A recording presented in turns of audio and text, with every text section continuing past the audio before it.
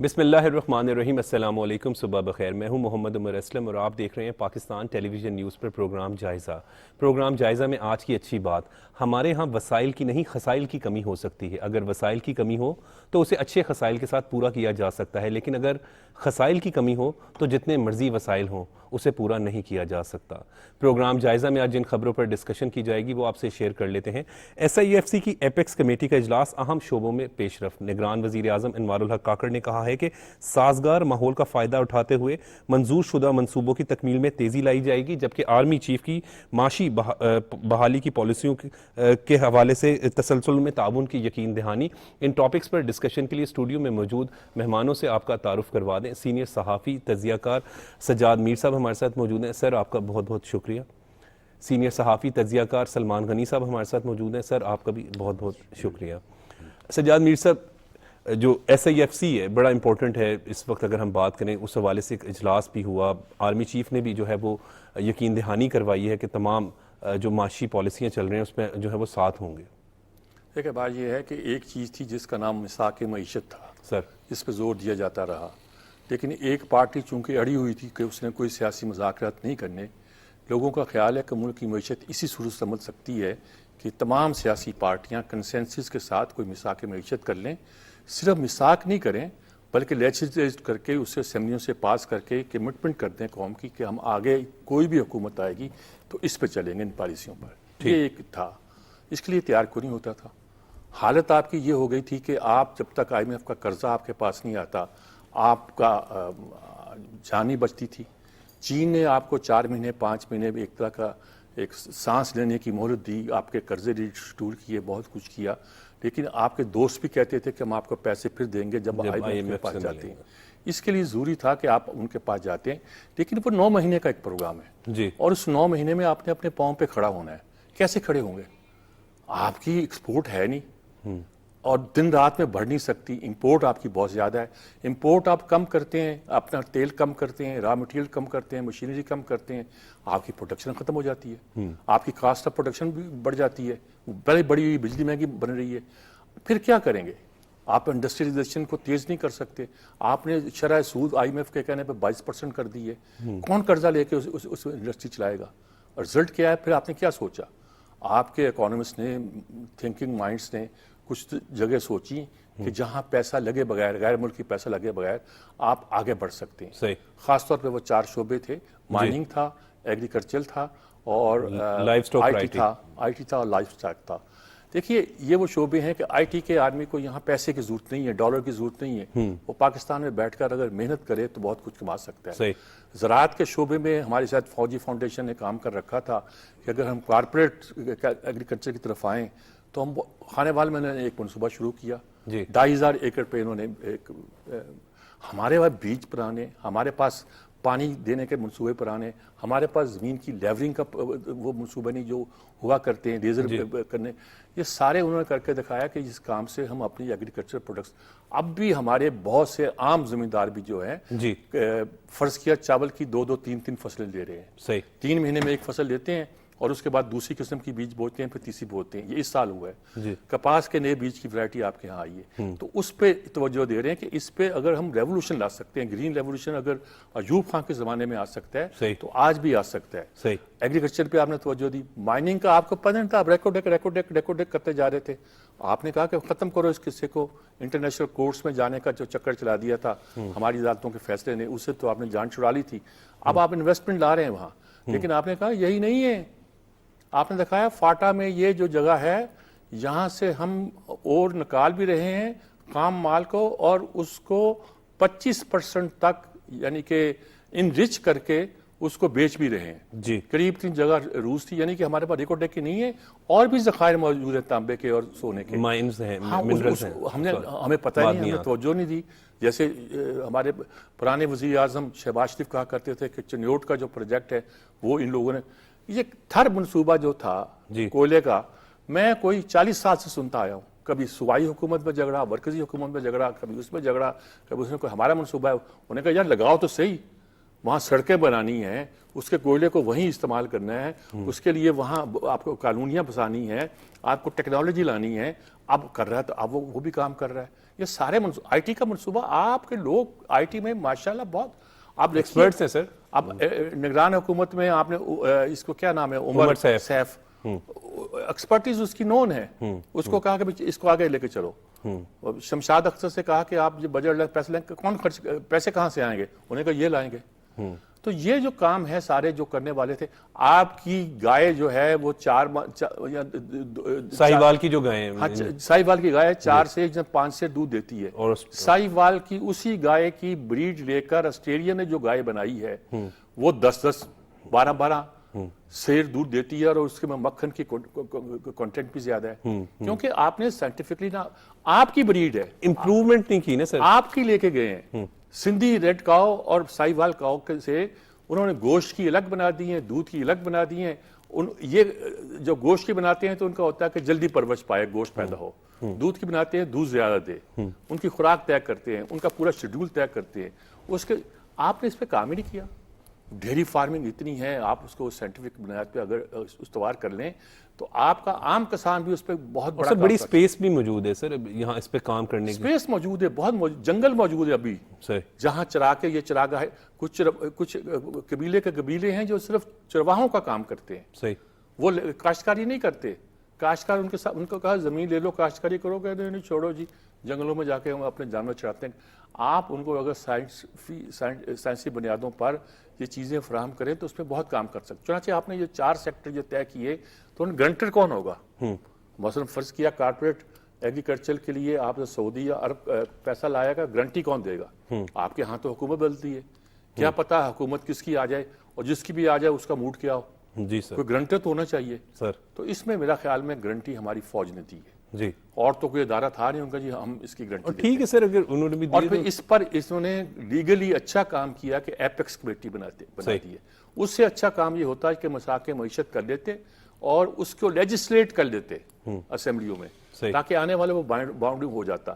وہ نہیں کیا تو نیکسٹ بیسٹ طریقہ یہ تھی کہ آپ نے ایپیکس کمیٹی بنا دی ہے.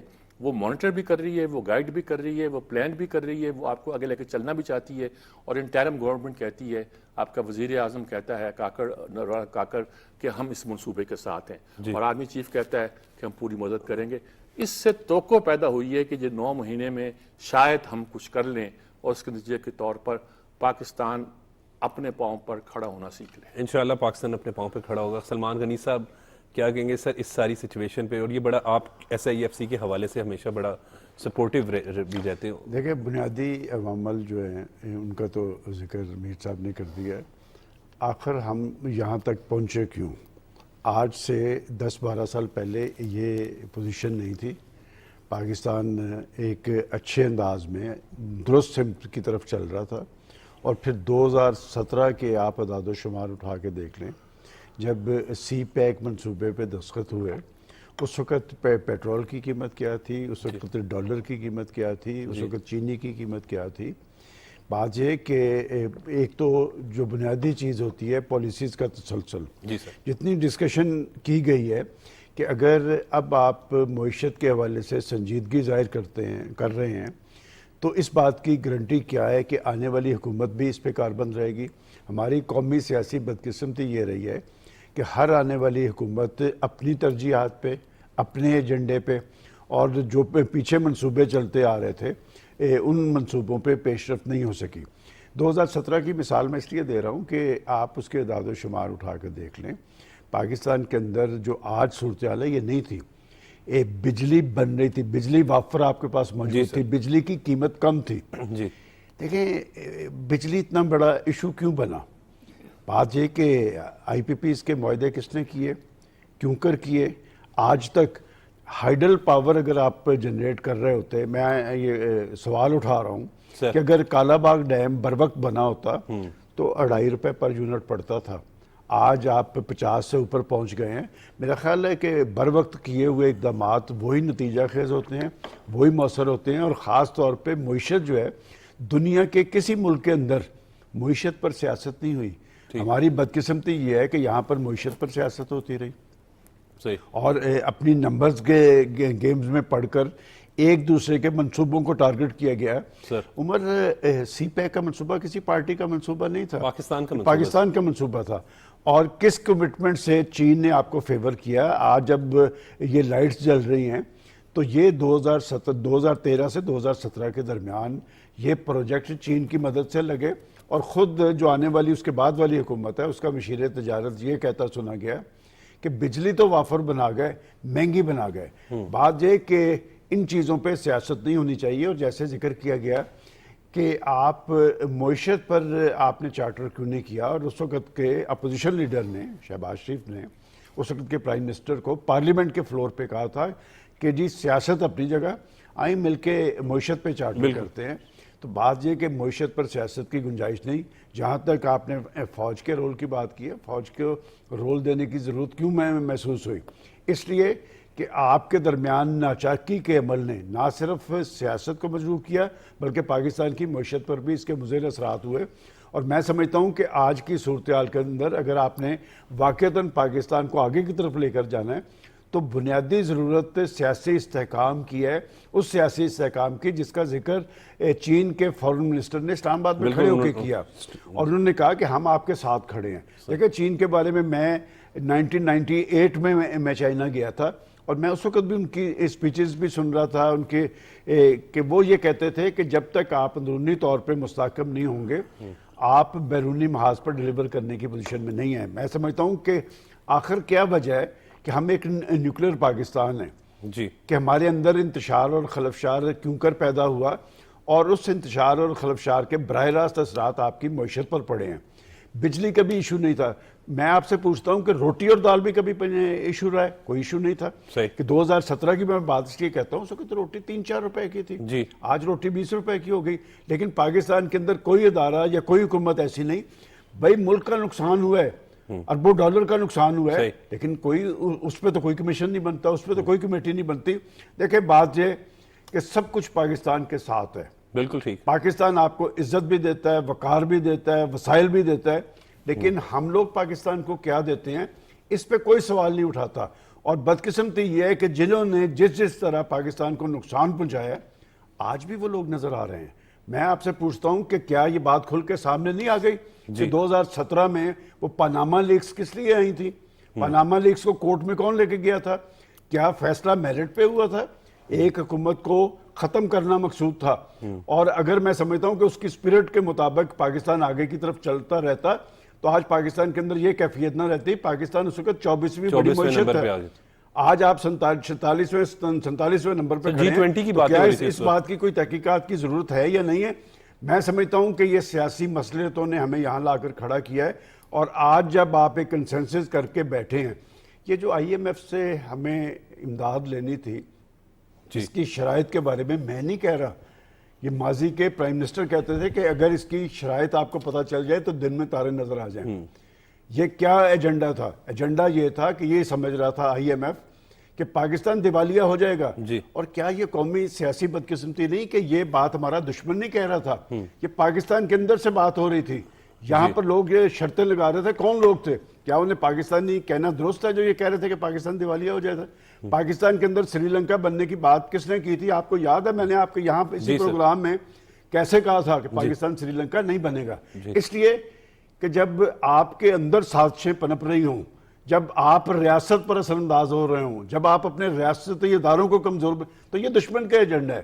دشمن نے کون سی ایسی کمی چھوڑی تھی جو آپ پوری کر رہے ہیں؟ میں سمجھتا ہوں کہ سب سے اہم بات یہ ہے کہ پاکستان کے اندر سیاسی استحکام قائم کرنا ہوگا. الیکشن کی بات کی جا رہی ہے, بالکل 100% الیکشن ہونا چاہیے. الیکشن کے نتیجے میں ایک سٹیبل گورنمنٹ جو ہے وہی ان پالیسیز کو لے کے آگے چل سکتی ہے, اور سیاسی استحکام ہوگا تو معاشی حوالے سے آپ آگے کی طرف بڑھیں گے اور مقاصد پاکستان کی تکمیل ہوگی. جی بالکل ٹھیک کہہ رہے ہیں. اور سجاد میر صاحب بالکل بات درست ہے کہ سیاسی استحکام اس وقت کی ضرورت ہے, کیونکہ معاشی صورتحال جو ہے وہ بھی وہ بڑی پریشان کن ہے, بڑے چیلنجز ہیں. اور اسی موجودہ صورتحال میں اگر ہم بات کریں تو بجلی کے بلوں کے حوالے سے وہ پرائم منسٹر انوار الحق کاکڑ صاحب نے ایک اجلاس بھی کیا ہے کہ عوام کو کوئی ریلیف دینے کے لیے اقدامات کیے جائیں. دیکھیں بھائی یہ ہے کہ یہ بجلی کا بحران جو ہے نا, ہم بڑے آرام سے کہتے ہیں یہ 18 مہینے کی پیداوار ہے, کبھی کہتے ہیں نہیں 3.5-4 سال کی پیداوار ہے, کبھی کچھ کہتے ہیں کبھی کچھ کہتے ہیں. ہم نے تجزیہ نہیں کیا کہ ہم نے اس ملک کے ساتھ کیا ہے. ایک زمانے میں کراچی میں تھا ان دنوں میں سر کہ جب نعرہ لگتا تھا کہ کالا باغ نہ کھپے، اور دوسرا نعرہ یہ لگتا تھا کہ پنو آکل نہ کھپے۔ پنو آکل ایک چھاونی بن رہی تھی وہاں، جس کے بارے میں یہ پروپیگنڈا وہاں لوکل لیول پر کروایا جا رہا تھا، اور یہ ملک دشمن لوگ ہوتے ہیں، ملک دشمن لوگوں تک کسی کے کہنے پر کروایا جاتا تھا۔ پنو آکل بن گئی، ان کی زندگیاں بدل گئیں، کالج کھل گئے، ہسپتال کھل گئے، سڑکیں بن گئی، اور بہت کچھ ہو گیا۔ وہ لوگ خوش ہیں، بلکہ سیاست میں بھی آ گئے وہ لوگ، بہت سارے آ گئے۔ کالا باغ ڈیم مشرف نہیں بنا سکے، ارباب غلام رحیم کو وہ شاید کنونس نہیں کر سکے، یا وہ ڈر گئے۔ بعد میں اگرچہ ان کو جوتے پڑے پھر، لیکن اگر وہ شاید اس کو بات مان لیتے تو یعنی کہ مشرف نے پھر اعلان کیا تھا فیس سیونگ کے لیے کہ سن 16 تک ہم 5 ڈیم بنا لیں گے، بادشاہ اور کالا باغ فلاں میں، اور یہ مطلب یہ تھا کہ کالا باغ ڈیم کو گول کرنے کی بات تھی۔ اگر کالا باغ ڈیم وقت پہ بن گیا ہوتا، زیادہ 11-12 میں بن چکا ہوتا، یہ 4 سال یا 5 سال لگتے تھے اس کے بننے میں، وسائل بھی موجود تھے، بن چکا ہوتا، تو ملک میں اس وقت بجلی کی صورتحال مختلف ہوتی۔ اس کے بعد اس کو ہم نے کمپنسیٹ کرنے کے لیے یہ آئی پی بی کا چکر چلا دیا، اور قوم کو کچھ نہیں بتایا کہ یہ پیسے، یہ شرائط یہ کس طرح طے کیے، کیوں کر طے کیے، پیچھے کون ہے، کیسے یہ ہے۔ یہ دوسرا ہمارے گلے پڑ گیا کہ ہم نے کیپیسٹی پیمنٹ کرنی ہے۔ اب آپ یہ سردیاں آئیں گی، پاکستان کو 9000 میگا واٹ کی ضرورت ہوگی، اور ہماری پروڈکشن کیپیسٹی 23 بلکہ تو 30,000 ہے، لیکن 23,000 کم از کم گرمیوں میں ضرورت ہوتی ہے جی۔ اب اگر ہم نہیں پیدا کریں گے تو ان کو کیپیسٹی پیمنٹ جو کریں گے وہ میرے بلوں میں آئے گی۔ یعنی سستی بجلی ایک تو پیدا نہیں کر رہے، ایک یہ ہے کہ یہ مہنگی بجلی کا کھاتا میرے گلے میں پڑ رہا ہے۔ درمیان میں ایک غلطی اور بھی ہو گئی کہ ہم نے ایکسپیریمنٹ کیا ہماری ایک حکومت نے رینٹل پاور کا، جو فیل ہو گیا۔ آنے والوں نے پھر جو بھی کر سکتے تھے، چین کی مدد کے ساتھ جو منصوبے بنائے، اس میں بیڈ لک، اگر اب یہ ہوئی کہ ہمارا پرانا سسٹم پورا خراب تھا، لیکن ساتھ یہ بیڈ لک ہو گئی کہ انٹرنیشنل جتنا فیول تھا وہ مہنگا ہونا شروع ہو گیا۔ یہ تھر کھول کے ساتھ کیا لڑتے رہے کہ صوبے کا مسئلہ ہے، وفاق کا مسئلہ ہے، آپس میں لڑتے رہے، کرتے رہے، ہم نے نہیں کرنا۔ رزلٹ کیا نکلا؟ ہم نے اس کو بھی یوٹیلائز نہیں کر پائے، اب کر رہے ہیں۔ اگر ہم نے اپنے ان سورسز کو استعمال کیا ہوتا بر وقت تو آج بجلی کبھی اتنی مہنگی نہ ہوتی۔ بنگلہ دیش میں نہیں ہے، انڈیا میں نہیں ہے۔ بیچ میں ایک تجویز آئی تھی کہ امرتسر میں ایک اسٹیشن بنا دیتے ہیں، وہاں سے ہم اتنی 1000 میگا واٹ یا کتنی بجلی پاکستان میں لے لیتے ہیں۔ انہوں نے کہا ان کے پاس سرپلس ہے، انہوں نے کہا نہیں آپ کے بجلی بنا دیں گے۔ یہ بھی کہا گیا کہ گیس کی پائپ، گیس سرپلس نہیں ہے، بمبے سے آئے گی، امرتسر سے وہ آپ لے لیجئے گا۔ جی۔ آپ کو ٹائی کرنے کی کوشش کی گئی دوسرے ملکوں کے ساتھ، آپ کو جکڑنے کی کوشش کی گئی، جی۔ اور جب آپ نہیں مانے آپ کے ساتھ یہ سلوک ہوا۔ اس وقت جو ساری صورتحال پیدا ہوئی ہے، آپ کیا کر سکتے ہیں؟ آپ نے ایگریمنٹ کیا ہوا ہے، اچھا ایگریمنٹ نہ کیا ہوا ہے آئی ایم ایف کے تحت، آپ کو بجلی جس قیمت پہ پڑ رہی ہے اس قیمت کے تحت آپ مجبور ہیں کہ اس قیمت پہ بیچیں، وہ مہنگی پڑ رہی ہے آپ کو، کیا کریں آپ؟ اچھا آپ اسکیم بناتے ہیں، تجویز کرتے ہیں، بیوروکریٹ کے ہاتھ میں ہیں، وہ پلان نہیں کر سکتے۔ یہ تو ایک بڑی، اب جیسے سوچ رہے ہیں کہ یہ اگر یہی برڈن جو ہے ہم سردیوں میں ڈال دیتے جب لوگوں کے بل کم ہوتے ہیں تو شاید لوگوں کو احساس نہ ہوتا۔ آج اتنے بل آ گئے ہیں کہ لوگ بل بلا اٹھیں۔ اس ملک میں کبھی ایسی صورتحال نہیں ہوئی ہے کہ خود کار طور پر لوگ جو ہیں سڑکوں پر بل جلاتے ہوئے نکل آ پڑے ہیں۔ یہ کوئی سول نافرمانی کی تحریک نہیں ہے، لیکن لوگوں کا ایسا احتجاج ہے کہ جس کے پاس، حکومت کے پاس کوئی جواب بنتا نہیں ہے۔ آج اس کی میٹنگ ہوگی، لیکن آپ کیا توقع کر سکتے ہیں؟ آپ نے اتنے سال ضائع کر دیے۔ اب آپ صورتحال یہ ہے کہ جو رستہ آپ کو دکھائی دیتا ہے وہ رستہ کوئی ایسا نہیں ہے۔ آئی ایم ایف کے ساتھ آپ نے اپنی سورنٹی گروی رکھی ہوئی ہے، آپ کو آئی ایم ایف سے پوچھنا پڑے گا کہ حضور والا ذرا بتا دیجئے ہم ذرا یہ ٹیکس کم کر سکتے ہیں کہ نہیں کر سکتے؟ وہ نو، آپ کیا کر لیں گے؟ آپ نے مزید قرضہ لینا ہے۔ تو یہ ساری صورتحال جس الجھن میں ہم پھنسے ہوئے ہیں، عوام تو بہت تنگ ہے۔ یعنی کہ کب ہم اپنے پاؤں پہ کھڑے ہوتے ہیں؟ ہم اپنی معاشی استحکام کے لیے جتنی بھی قربانیاں دے رہے ہیں اس کے باوجود بھی اپنے پاؤں پہ کھڑے ہوتے نظر آتے نہیں ہیں، مشکل دکھائی دیتا ہے۔ اعتبار بھی کریں تو کیسے اعتبار کریں؟ عام آدمی جس کی تنخواہ 25,000 ہے، 17,000 اس کا بل آ جائے بجلی کا، وہ کیا کھائے ہو، کیا پیے، اور بچوں کو کیا تعلیم دلائے؟ لوگوں نے بچے اپنے سکولوں سے اٹھا لیے ہیں، لوگوں کو 2 وقت کا کھانا نصیب، مشکلات کا سامنا کرنا، اور کہتے بل دو۔ بھئی کہاں سے دیں بل؟ آپ کا سسٹم یہ ہے کہ آپ تاجروں پہ بل لگانا چاہتے ہیں، سارے ہڑتال کر دیتے ہیں، آپ وڈرا کر لیتے ہیں۔ ہر حکومت کے زمانے میں یہ ہوا ہے، آپ نہیں کر پاتے۔ اس نے شبر زیدی نے کہانیاں بتائی نا آپ کو کہ ایک آدمی کو نوٹس دیا، ایک پورے علاقے کے M N A M P A تمام پارٹیوں کے اکٹھے ہو کے ایک شخص کی قیادت میں آ گئے کہ پتر اے کم تیرے وزدہ نہیں ہے، اے اسی ٹیکس ویکس نہیں دے وہ ان کا یہ ٹیکس جو ہے جو ساری پارٹیز کے لوگ سارے اکٹھے ہو کے آ گئے، تمباکو والوں کے پاس گئے، انہیں کہتے وڑی نہیں ایسی نہیں تمباکو، یعنی کہ آپ سب کو پتا ہے کہ سگریٹ پر زیادہ پرسنٹیج جو کمپنیوں کی ہے سوائے فورن کمپنیوں کے کوئی ٹیکس نہیں دیتا، آپ بول نہیں سکتے۔ آپ کو کہا گیا کہ آپ کوئٹے سے لے کر سکھر تک جب پیٹرول کی سمگلنگ ہوتی ہے اس کو روکا جائے، تو انہوں نے کہا کہ زیادہ ہاتھ ہولا رکھیں کیونکہ ان لوگوں کا ذریعہ روزگاری کچھ نہیں ہے۔ دیکھیں نا، جب یہ صورتحال پیدا ہو، آپ نے زمینوں کی قیمت جو ریشنلائز کرنا چاہیے جی، تو آپ کو بلا کے اس وقت کے آرمی چیف جو تھے ہمارے، انہوں نے آ کے کہا کہ یار ہمارے لوگوں کا تو کاروبار یہی ہے۔ شبر زیدی صاحب کہہ رہے ہیں، شبر زیدی کہہ رہے ہیں، میں نہیں کہہ رہا۔ انہوں نے فاٹا کے علاقے میں سٹیل ملتی ہے اس پر ٹیکس لگانا چاہا تو انہوں نے کہا نہیں خبردار، ہمارے ہم ورنہ ہم کہہ دیں گے کہ ہم آزاد ہیں، بغاوت کر دیں گے۔ تو یہ جب صورتحال پیدا ہو جائے تو آپ کیا کر سکتے ہیں؟ یہ 5 چیزیں وہ انہوں نے انکشاف کیا ہے کہ میں ہل کے رہ گیا ہوں۔ چھٹی چیز تو انہوں نے صاف کہہ دی تھی کہ جب میں نے تاجروں کو کہا کہ شناختی کارڈ دکھا کے آپ 50,000 سے بڑی جو شاپنگ ہے وہ دیا تو سارے اکٹھے ہو گئے۔ جی، اگلے زمانے میں جب ہوا مفتاح استعمال نے کرنا چاہا تو مریم نواز نے کہہ دیا کہ بھئی آپ اس پر ہاتھ والا رکھیں۔ تو یہ ساری جو ہے اب اگر یہ ہم نہیں کر پائیں گے تو کوئی نہ کوئی تو کرے گا۔ جی، اس پر ہم جو ہے وہ تجزیہ لیں گے سلمان غنی صاحب کا بھی، لیکن وقت ہو رہا ہے بریک کا۔ ناظرین، جب بریک کے بعد آئیں گے تو پھر اس پر ڈسکشن کی جائے گی۔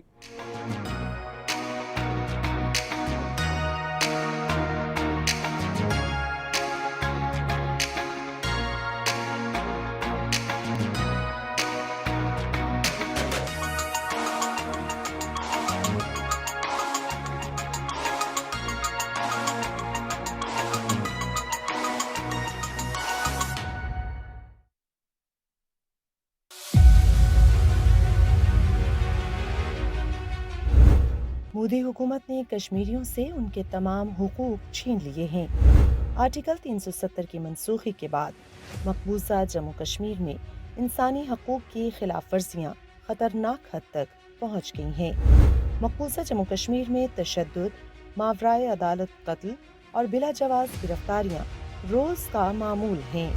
بھارت کشمیریوں کی حق خود ارادیت کی جدوجہد کو کچلنے کے لیے کالے قوانین کا استعمال کر رہا ہے۔ مقبوضہ جموں کشمیر میں فاشسٹ مودی حکومت کے ہاتھوں انسانی حقوق کی پامالیاں عالمی برادری کے لیے چیلنج ہیں۔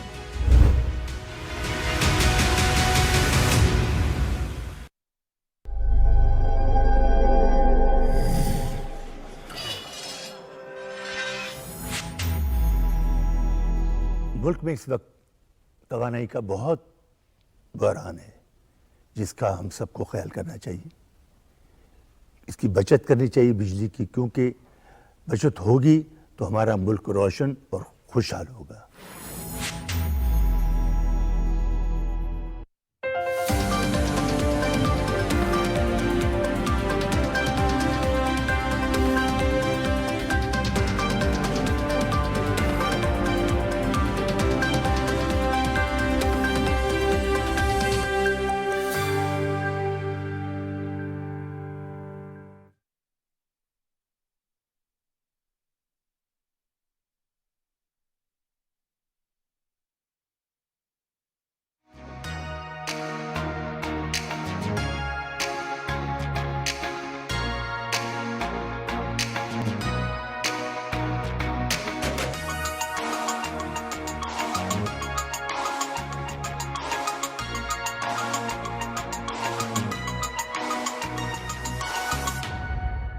Welcome back. سلمان غنی صاحب، سر کیا کہیں گے، کیونکہ بجلی کی بلوں کی وجہ سے عوام جو ہے وہ پریشان بھی ہے، پرائم منسٹر اجلاس بھی کر رہے ہیں ریلیف دینے کے لیے، دے پائیں گے کیا؟ کس طریقے سے دیکھ رہے ہیں سر؟ عمر، ابھی میر صاحب نے وہ ساری داستان بتائی ہے کہ بجلی کے حوالے سے ہم یہاں تک کیوں پہنچے۔ بجلی کوئی ایشو نہیں تھا، اور ابھی جیسے ہم نے ذکر کیا کہ کالا باغ ڈیم کے حوالے سے بے نظیر بھٹو صاحبہ نے بھی اعلان کیا تھا، ان کے وابڈا کے وزیر تھے غلام مصطفیٰ کھر جی، اس کے بعد نواز شریف صاحب نے بھی اعلان کیا تھا، پھر جنرل مشرف صاحب نے پوری ایک کمپین لانچ کی تھی اور اس کے فوائد بتائے تھے۔ تو کیا وجہ ہے کہ حکومتیں اس پہ عمل درآمد نہ کر سکی. اور یہ میں آپ کو بات جو بتا رہا ہوں کہ کالا باغ ڈیم کا منصوبہ دراصل ورلڈ بینک نے اس کی امداد دینی تھی اور اس منصوبے پہ اتنا خرچ نہیں ہونا تھا جتنا اس کو روکنے پہ خرچ ہوا. بات یہ کہ اگر ڈیم بر وقت بنے ہوتے تو آج بجلی کا کرائسس نہ ہوتا, پانی کا کرائسس روکنے پہ تو اور پاکستان ایک زرعی معیشت ہے. دیکھیں بات یہ کہ میں ہمیشہ کہتا ہوں کہ کبھی روٹی دال پاکستان کا مسئلہ نہیں رہا. آپ گندم بھی ایکسپورٹ کرتے تھے, آپ چینی بھی ایکسپورٹ کرتے تھے, ٹھیک ہے, آپ چاول, آپ کا بہترین چاول تھا. جی ہم زرعی معیشت ہونے پر ناز کرتے تھے اور اگر پاکستان کے اندر اگر فاقہ کشی نہیں ہوئی تھی, قحط سالی نہیں ہوئی تھی, اس وجہ سے نہیں ہوئی تھی کہ آپ کی زراعت تھی. اب ہم زراعت بھی ہمارا ایشو بن گیا, اب معیشت بھی ہمارا ایشو بن گیا, صنعت بھی ہمارا ایشو بن گیا. ہم یہاں تک کیوں پہنچے؟ آپ نے کہا کہ جی حکومت کیا اس میں ریلیف دے پائے گی. آج کی لیڈ ہے کہ نگران حکومت کہتی ہے کہ یہ جولائی کے بل تھے, ہم اگست میں آئے ہیں, اگست کے بل بھی آنے والے ہیں اور لوگ جولائی کے بلوں کے خوف سے ابھی نہیں نکلے. میرا نہیں خیال کہ اس وقت کوئی بڑا ریلیف دے پائیں گے. اگر آپ بلوں میں کس کو سہولت سمجھتے ہیں تو میں اس کو کوئی سہولت نہیں سمجھتا, میں اس کو کوئی رعایت نہیں سمجھتا. پھر ایک بات مجھے جو بتائی گئی کہ اس میں کچھ جو آپ کے جو میٹر وہ نہیں کاٹے جائیں گے. دیکھیں میں آپ کو طریقہ بتاتا ہوں. اگر حکمران ریلیف دینا چاہے نا تو عمر مجھے حوالہ دینا پڑے گا نواز شریف کا, کہ نواز شریف صاحب پاکستان کے پرائم منسٹر تھے. ایک کرائسس آیا تھا جس میں بجلی کی قیمتیں بڑھ گئی تھیں اور مجھے یاد پڑتا ہے کہ میں اس زمانے میں نوائی وقت میں تھا تو وہ نوائی وقت کے وزٹ پہ آئے. میں نے انہیں بتایا کہ جناب لوگوں کے ساتھ یہ بیت رہی ہے, 30% بجلی کی قیمتوں میں کمی تھی. حکمران اور سیاستدان یہ ہوتے ہیں اس لیے کہ وہ اپنے آپ کو عوام کو سامنے جواب دیں. آپ نگران گورنمنٹ کی بات کرتے ہیں, یہ منتخب حکومتیں بھی جو گزری ہیں ان میں بھی تو بجلی کی شرح میں اضافہ اسی طرح ہوا ہے بلوں میں. میں سمجھتا ہوں جب تک پاکستان کے سیاستدان اپنی سیاست کو عام آدمی کے ساتھ مشروط نہیں کریں گے ان مسائل کا حل نہیں ہوگا. اب نگران حکومت کیا ریلیف دے پائے گی؟ میرا نہیں خیال کہ ہمیں ان سے کوئی زیادہ توقع کرنی چاہیے. ہمیں وہ اقدامات کرنے چاہیے جن سے بجلی کی قیمت کم ہو. کم کیسے ہو سکتی ہے کہ اگر وہ ریلیف دینا چاہیں, انہی بلوں پہ 11 سے 12 ٹیکس ہیں اور ایک ہی ٹیکس 3 دفعہ لگتا ہے. جو گورنمنٹ کے ٹیکسز ہیں, میں کاکڑ صاحب کو پرسنلی جانتا ہوں, سیاسی کارکن ہیں, تھوڑا سا حوصلہ کرنے کی ضرورت ہے, تھوڑی سی جرت کرنے کی ضرورت ہے. آپ اپنے ٹیکسز میں کمی کریں, آپ اپنے اخراجات میں کمی کریں. دیکھیں بات یہ کہ یہ لوڈ پاکستان کی عوام نے تو لے لیا, اب تھوڑا سا لوڈ خود حکومت کو بھی لینا چاہیے. اور ہمارا اصل مسئلہ ہی دیکھیں یہ رہا ہے کہ پاکستان کے عوام پہ لوڈ پڑتا رہا. شہباز شریف صاحب کے بارے میں ہمیشہ یہ کہتا ہوں کہ وہ شخص ایک پاکستان میں ایسا تھا جو رزلٹس فراہم کر سکتے تھے. انہوں نے کہا کہ جی اب عوام پر لوڈ نہیں پڑے گا, پاکستان کی اشرافیہ پہ لوڈ پڑے گا. عمر کہتے سب ہیں اشرافیہ پہ لوڈ, اشرافیہ لوڈ برداشت نہیں کرتی. بات یہ کہ آخر ہم یہاں تک کیوں پہنچے ہیں, اگر اشرافیہ پہ لوڈ ٹیکس کیوں نہیں دیتے. بات یہ سب سے اہم بات ہے کہ جی ہمارا تو جی ہماری سیلریز میں سے ٹیکس کٹ جاتا ہے. میں اس لاہور کی مارکیٹیں آپ جانتے ہیں کہ وہاں پر 10,000 سے زیادہ کوئی ٹیکس نہیں دیتا, جبکہ ان کی ایک دن کی آمدن لاکھوں کے اندر ہوتی ہے. جب تک آپ کا ٹیکس نیٹ دنیا کے جمہوری ملکوں اور معاشروں میں ترقی, یا کوئی تصور ہی نہیں کہ کوئی آدمی ٹیکس نہ دے. پاکستان میں لوگ ٹیکس دینے کے لیے تیار نہیں ہیں. دیکھیں ہم جب بار بار یہ کہتے ہیں کہ پاکستان نے آگے کی طرف جانا ہے تو پاکستان نے آگے کی طرف لے جانے کی خواہش کے لیے اقدامات کرنا ضروری ہوتی ہے. صرف یہ اعلانات کرنا, بیانات دینا یہ ضروری نہیں ہے. آپ کو اقدامات کرنے چاہیے. اور پاکستان کے اندر عمر اتنا پوٹینشیل موجود ہے, اتنے قدرتی وسائل ہیں کہ آپ اس کا امیجن نہیں کر سکتے. آپ کی نئی نسل دنیا کی نئی نسل سے زیادہ ذہین ہے. آپ دیکھیں کہ آپ کے لوگ باہر سے جب رزلٹس آتے ہیں, جو لاہور کی بچی ہے اس کا رزلٹ آپ نے دیکھا قابل رشک ہے. تو بات یہ کہ آپ کے پاس سب کچھ موجود ہے, آخر آپ ان قرضوں کے نیچے دبے کیوں؟ اور یہ قرضے کیا پاکستان کی عوام پہ خرچ ہوتے ہیں. دیکھیں میں ہمیشہ چین اور امریکہ کا ایک کمپیریزن کرتا ہوں کہ امریکہ آپ کو ڈالر دیتا ہے اور وہ ڈالر کے اس کے اپنے مقاصد ہوتے ہیں. امریکی کوئی پالیسی ایسی نہیں ہوتی جو ان کے مفادات کے تابع نہ ہو, کہ وہ اگر پاکستان کے ساتھ کوئی معاملہ کرتا ہے تو وہ اپنے مفادات کے تابع. ان کے ایک سیکرٹری آف اسٹیٹ تھے ہنری کسنجر, انہوں نے کہا تھا کہ ہمارا کوئی مشکل دوست اور دشمن نہیں ہوتا, ہمارے پیمانے یہ ہے کہ ہم اپنے مفادات کے تابع دیکھتے ہیں. چین آپ کا دوست ہے, چین آپ کو پروجیکٹ دیتا ہے, چین آپ کی وقت پہ مدد کرتا ہے. آپ ذرا دیکھیں نا, ہمارے ساتھ وہ آزاد ہوا تھا, وہ کہاں پہنچ گیا, ہم کہاں پر کھڑے ہیں. لیکن بات یہ کہ اگر ہم یہ جس جگہ پہ لا کے ہمیں کھڑا کر دیا گیا ہے, اس کا اینالائز تو کرنا چاہیے نا کہ کیوں کر ہوا ہے. دیکھیں بات یہ ہماری تباہی و بربادی کی داستان جو ہے, اس کا کوئی تو ذمہ دار ہے. اور میں سمجھتا ہوں کہ آپ کو پاکستان کے اندر ایک بڑا خلا جو میں سمجھتا ہوں وہ لیڈرشپ کا خلا ہے. اور میں ہمیشہ ترکی کی مثال دیتا ہوں کہ ترکی کے حالات بھی ایسے ہی تھے. وہ حالات کیسے سٹیبل ہوئے, ایک پولیٹیشین تھا, پولیٹیشین ایک کریڈیبل پولیٹیشین تھا, اور پھر اس نے دیکھا, دنیا نے دیکھا کہ یہ ترکی کو کہاں لے کے جا رہا ہے, تو اس کے خلاف بھی اسی طرح کی سازش ہوئی جس طرح 2017 میں نواز شریف کے خلاف ہوئی. لیکن قوم وہاں پر کھڑی ہو گئی ہے. میں سمجھتا ہوں کہ پاکستان کے حوالے سے سب سے زیادہ جذباتی پاکستان کا وہ طبقہ ہے, پاکستان کے کروڑوں عوام ہیں جنہیں پاکستان کے ثمرات نہیں ملے. لیکن آپ دیکھتے ہیں کہ 14 اگست کو وہ بیچارے سائیکلوں پہ, موٹر سائیکلوں پہ پاکستان کا جھنڈا لے کے نکلتے ہیں. یہ پاکستانیت کا جذبہ ہے. میرا خیال ہے کہ اب قربانی دینے کا ٹائم پاکستان کی اشرافیہ کا ہے. کیا کوئی جرت کر سکے گا؟ اور پھر دوسری بات جو میں دیکھیں, آج ہمارا سپہ سالار بھی ان میٹنگز میں موجود ہے, وہ یہ کہتا ہے کہ ہم آپ کی مدد کریں گے. دیکھیں بنیادی طور پہ آئین پاکستان کے تحت فوج کا کام تو ہماری جغرافیائی سرحدوں کی, ایک طرف ہم جنگ لڑ رہے ہیں دہشت گردی کے خلاف, یہ معاشی جنگ بھی تو ہے نا سر. دیکھیں نا, ایک طرف ہم دہشت گردی کے خلاف جنگ لڑ رہے ہیں, اور دہشت گردی کی جنگ میں پاکستانی فوج نے قربانیوں کی ایک تاریخ رقم کی ہے. ایسے موقع پہ پاکستان کے اندر یکسوئی اور سنجیدگی ہونی چاہیے تھی, ان کے پیچھے کھڑے ہونا چاہیے تھا. دنیا کی سیاسی تاریخ یہ بتاتی ہے کہ فوجیں ہمیشہ وہ فتح حاصل کرتی ہیں جن کے پیچھے قوم کھڑی ہو. پاکستان کے اندر جو کیفیت تاریخ کر دی گئی ہے, کس نے تاریخ کی ہے, کیوں کر تاریخ کی ہے, مقاصد کیا ہیں؟ میں آپ کو بڑا کلیئر ہو کے بتاؤں کہ یہ بات امیر صاحب کو بھی ذاتی دوست ہے, جنرل حمید گل, وہ کہا کرتے تھے کہ جن فورسز نے پاکستان کو غیر مستحکم کرنا ہے, ان کا پہلی ترجیح یہ ہوگی کہ پاکستانی فوج اور قوم کے درمیان اختلافات پیدا کریں. تو یہ دشمن کا ایجنڈا تو ہم سمجھتے تھے, لیکن پاکستان کے اندر بھی ایسی کیفیت طاری کر دی گئی ہے. میں سمجھتا ہوں کہ آج کی بڑی ضرورت یہ ہے کہ پاکستان کے اندر سے انتشار, خلفشار, تناؤ, ٹکراؤ, اس کا خاتمہ کر کے اتحاد اور یکجہتی کی ایک ایسی فضا قائم کی جائے جس میں ملک بھی ترقی کرے اور قوم کو بھی کوئی خوشحالی کی نوید ملنی چاہیے. پاکستانی قوم جو ہے مسائل زدہ ہے, مہنگائی زدہ ہے. بدقسمتی یہ ہے کہ سیاسی حکومتیں بھی قائم رہیں لیکن انہیں ریلیف نہیں مل سکی. جب تک قوم کو ریلیف نہیں ملے گی پاکستان کے اندر سیاسی استحکام قائم نہیں ہوگا. پاکستان کے اندر سجاد میر صاحب جو بھی بات کریں, سلمان غنی صاحب بالکل درست ہے کہ ایک سیاسی استحکام بڑا ضروری ہے, کیونکہ اگر معاشی مسائل کو حل کرنے, اگر آئی ایم ایف نے بھی ہمیں لون دیا ہے تو انہوں نے انسٹالمنٹ کے تحت دیا ہے کہ 1 ارب پہلے ملیں گے, تزلیل کی انہوں نے پاکستان, ہاں 1 ارب پہلے ملیں گے گورنمنٹ کو جو سابقہ حکومت کو دیے گئے, 1 نگران کو ارب ملیں گے, اسی طریقے سے نیکسٹ جو گورنمنٹ آئے گی. تو اب ہمیں معاشی پلاننگ, جس طریقے سے آپ بات کر رہے تھے لائف سٹاک منرلز, اس پر ہم جس طریقے سے کام کریں, اب ہمیں پراپر پلاننگ کے تحت چلنا ہوگا. یقینی طور پر جی یہ پلاننگ کے بغیر تو دیکھیے زراعت بھی کیا کر سکتی ہے. یعنی کہ آپ گندم باہر سے منگوا رہے ہیں, یہ تو ہماری توہین کی انتہا ہے نا جی.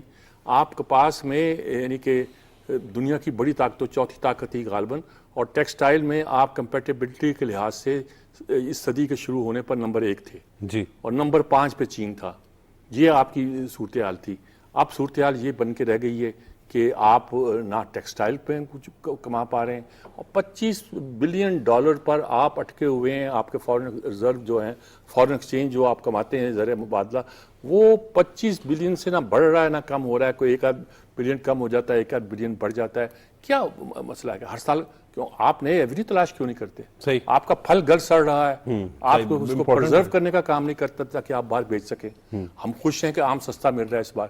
آم سستا ملنے کا مطلب یہ ہے کہ آم باہر نہیں جا رہا.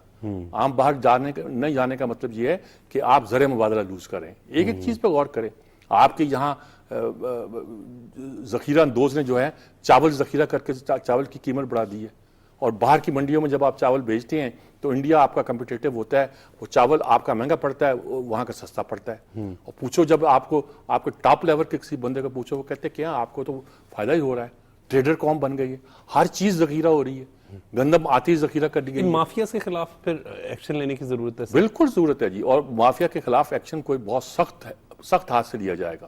وہ اقبال نے کہا تھا نا, نہ مصطفیٰ نہ رضا شاہ میں نمود اس کی, روح شرق بدن کی تلاش میں ہے ابھی, عطا ترک اور رضا شاہ پہلوی جب آئے تھے انہوں نے سختی کی تھی. ہم اس سے ایگری نہیں کر سکتے ان کی ریفارم سے, لیکن انہوں نے قوم میں کم ڈسپلن پیدا کر دیا تھا. یہی معزز زنگ نے چین میں کیا تھا. اس قوم میں ڈسپلن پیدا کرنے کی ضرورت ہے. یعنی کہ قوم کا مطلب یہ نہیں ہے کہ عام آدمی میں ڈسپلن پیدا کرنے. آج ہم آ رہے تھے تو ایک بچہ اسکول کا کالج کا کیا سڑک کراس کر رہا تھا, لڑکی تھی شاید, سڑک کراس کر رہی. ان کو دیکھو یہ کیا ہو رہا ہے, گاڑی ون وے جا رہا ہے, آگے سے گاڑی کبھی اس طرح نہیں آیا کرتی تھی, گاڑی ون وے کی خلاف ورزی. ہم نے اب اتنی خلاف ورزیاں شروع کر دی ہیں کہ جس کی انتہا نہیں ہے. جس کا مطلب یہ ہے کہ کہتے ہیں کہ جس قوم کو دیکھنا ہو کہ کتنی ڈسپلنڈ ہے, اس کی ٹریفک دیکھو, سگنل پہ دیکھیں, سگنل پہ دیکھو, اس کی ٹریفک دیکھو. اب آپ ٹریفک دیکھو, یا کہتے ہیں کہ اگر دیکھنا کہ کتنی ٹائم کی پابند ہے, اس کی گھڑیاں دیکھو. صحیح. اور ترکی میں ایک صاحب گئے, انہوں نے کہا کہ اس کی گھڑیوں کا وقت صحیح نہیں تھا. میں نے کہا یہ وقت کی پابند, ترکی کہتا ہوں, اٹلی میں گئے تھے, انہوں نے کہا وقت کی پابند نہیں ہو سکتی. تو مطلب یہ ہے کہ یہ کچھ انڈیکیٹر ہوتے ہیں. آپ لائبریریوں میں جائیں, لائبریریوں کتنی شہر میں, اس شہر میں لائبریریوں کا شہر تھا. قائد اعظم لائبریری, مجھے یاد ہے کہ کتابوں کی دکانیں تھیں جو پورے ملک میں مشہور تھیں. اب ان دکانوں کا نام بھی نہیں سنتے آپ. صحیح, میں نام نہیں لینا چاہتا, بڑی بڑی دکانیں تھیں, کراچی میں تھی. ایک کتاب گھر تھا وہاں, ایک میں ایسے نام لیتا ہوں, تو کسی نے کہا کہ وہ کتاب وہاں ہمیں الطاف گوہر بھی نہیں ملتے تھے, کبھی کوئی ملتا تھا. اچھے پڑھے لکھے لوگ ملتے تھے, ملتے تھے. کسی نے کہا کہ وہ کتاب گھر ختم ہو گیا. میں نے کہا وہاں کیا کھل گیا؟ انہوں نے کہا کباب گھر.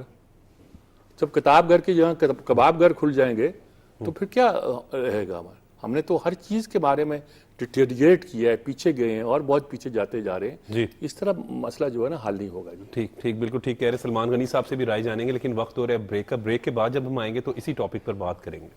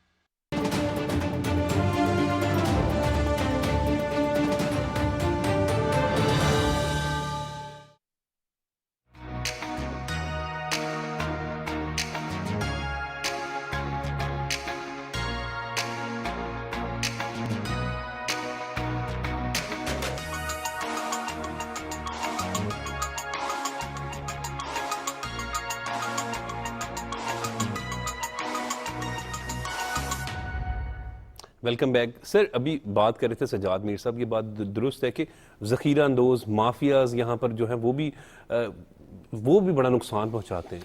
دیکھیں عمر, یہ جو مہنگائی کا رجحان اور طوفان ہے, اگر اس کا آپ جائزہ لیں تو اس میں ایک بڑا فیکٹر جو ہے یہ منافع خور اور ذخیرہ اندوز ہے. اور منافع خور اور ذخیرہ اندوز یہ کام کر نہیں سکتے جب تک کہ انہیں آپ کی انتظامی مشینری کی تائید اور حمایت حاصل نہ ہو. میں آپ کو مثال دیتا ہوں کہ یہ جو آٹے کا بحران ہے یہ ہر سال آیا کرتا تھا ستمبر اکتوبر کو.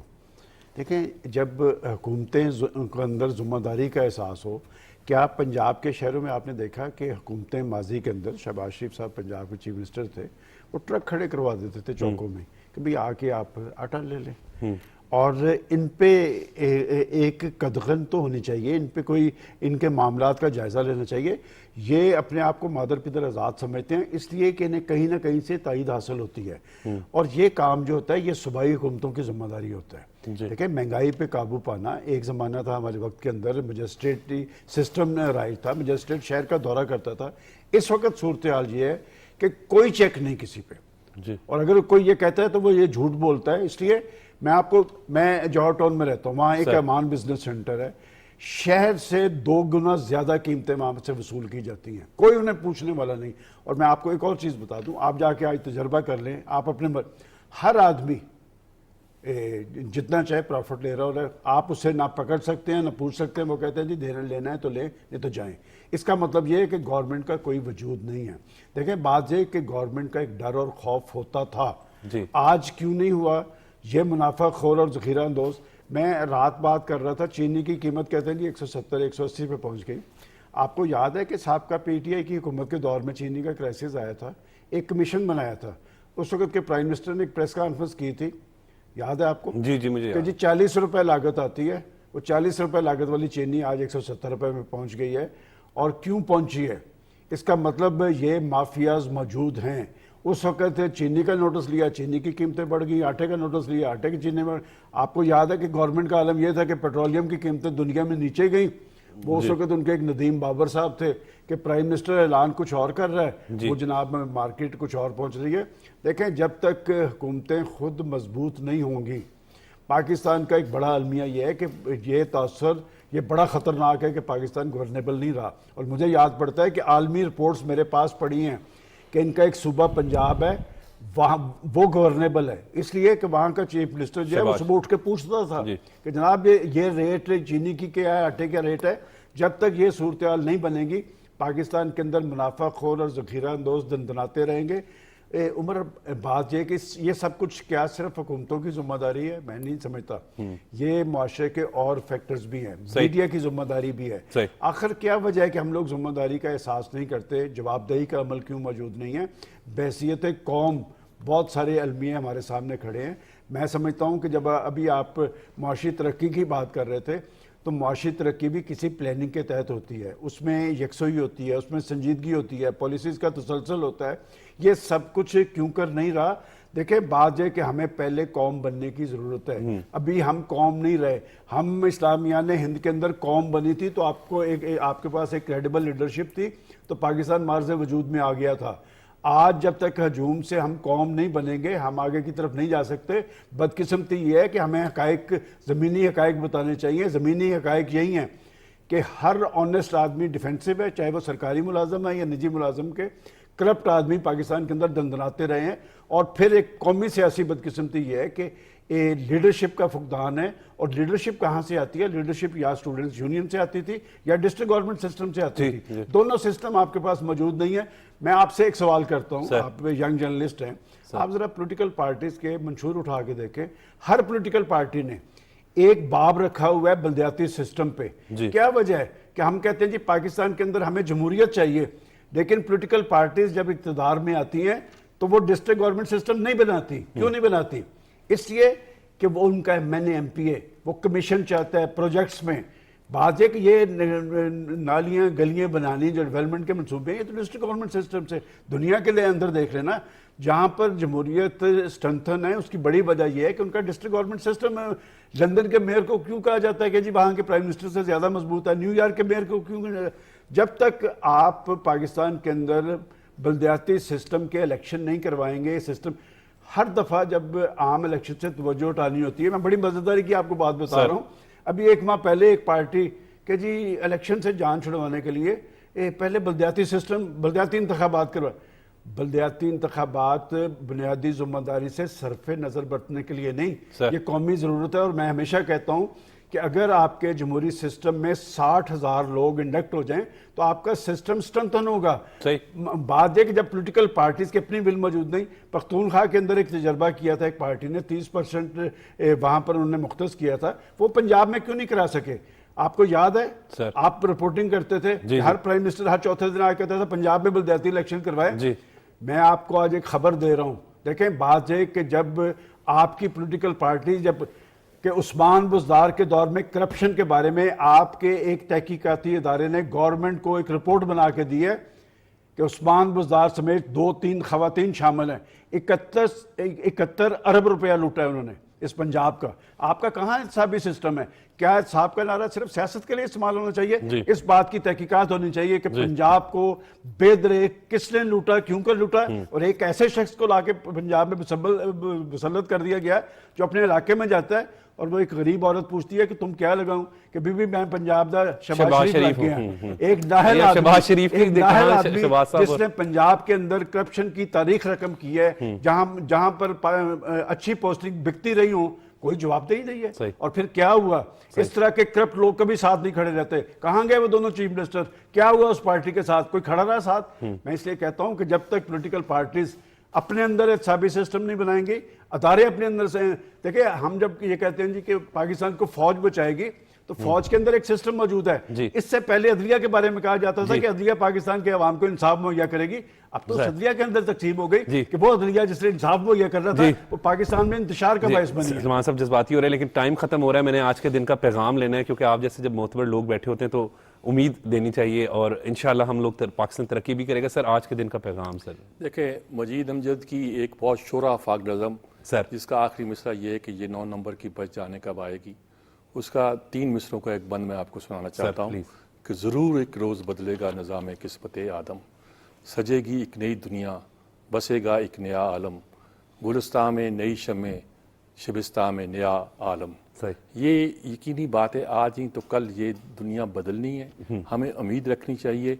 तुमने फसीले कसर के रखनों में बर तो ली, हम बेकसों की हड्डियां, लेकिन ये जान लो ए वारसाने तुर्राए तरफे कुलाहे कै, सैले ज़मां के एक थपेड़े की देर है। क्या बात है, ज़बरदस्त सर। आप देखिए, मायूसी गुनाह है बिल्कुल, और मायूसी के अंधेरों से निकलने के लिए एक अज़्म करना होगा, अपने अंदर हौसला पैदा करना होगा, और सबसे पहली तरजीह पाकिस्तान को रखना होगा।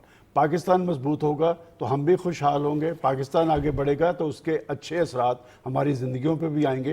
लिहाजा मैं समझता हूँ कि जब तक कि पाकिस्तान आपकी तरजीह नहीं हो गया, वही जज्बा और वल्वला जो हिंदुस्तान के अंदर इस्लामिया ने हिंद में पैदा हुआ था तो पाकिस्तान वजूद में आया था, और आज की सूरत हाल के अंदर यही जज्बा और वल्वला पैदा करके हम पाकिस्तान को तरक्की की मंजिल पे पहुंचा सकते हैं इंशाअल्लाह ताला। बहुत बहुत शुक्रिया सजाद मीर साहब, आपका अपने अपना कीमती वक्त दिया। बहुत बहुत शुक्रिया सलमान गनी साहब, आपने अपना कीमती वक्त दिया और बहुत ही खूबसूरत बातें खसूसन आखिर में इन्होंने की कि मायूसी गुनाह है, पाकिस्तान इंशाअल्लाह ताला तरक्की करेगा। हालात मुश्किल ज़रूर हैं, लेकिन अगर हम हिम्मत से काम लें, अगर हम नेक नियति से काम करें तो इंशाअल्लाह ताला पाकिस्तान भी तरक्की करेगा और हालात भी बेहतर होंगे। मुझे इजाज़त दें, देखते रहें पाकिस्तान टेलीविज़न न्यूज़।